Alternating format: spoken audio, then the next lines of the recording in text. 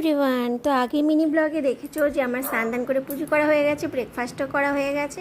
তো এবার লাঞ্চের জন্য চলে এসেছি প্রিপারেশন করতে। তো দেখো আজকে রান্না হবে হচ্ছে চিকেন। তো সব কিছু কেটে কুটে দিয়েছে আমার বড়মশাই, কারণ এইটা হেল্প করেছে। থ্যাংক ইউ বড়মশাই। তো যদি ও ব্লগটা দেখবে তো খুবই খুশি হবে। তো যাই হোক, আজকে রান্না করবো হচ্ছে চিকেন কষা। কালকে ডাল আছে, তো ভাবলাম কি চিকেন কষাটাই রান্না করবো একটু ঝাল ঝাল করে, স্পাইসি করে, যাতে ভালো লাগে, মুখে একটা আলাদাই রুচি আনে। তো যাই হোক, একটু তার মাঝখানে একটু বিড়ালদেরও দেখিয়ে দিচ্ছি, বিড়াল ছানাদের।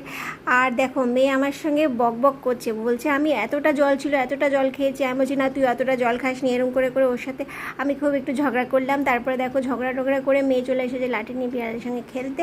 আর আমি একটুখানি আমার কাজগুলো গুছিয়ে নিচ্ছিলাম। তারপরে মেয়েকে দিলাম হচ্ছে মাংসটা টেস্ট করার জন্য, দেখি লবণ টবণ হয়েছে কি। তো মেয়ে বললো কি খুব ভালো হয়েছে। তো যাই হোক, আমি একটা শশা খেয়ে নিলাম। শশা খেতে আমার বেশ ভালো লাগে। তোমাদের কার কার শশা খেতে ভালো লাগে কমেন্ট করে জানাবে। তো যাই হোক, আমার এদিকে কষাটাও হয়ে গেল, মাংস কষা। তো আজকে ব্লগটা আমি এখানে এন্ড করে দিচ্ছি। আবার দেখাবো অন্য কোনো ভিডিওর সঙ্গে। Bye bye, take care.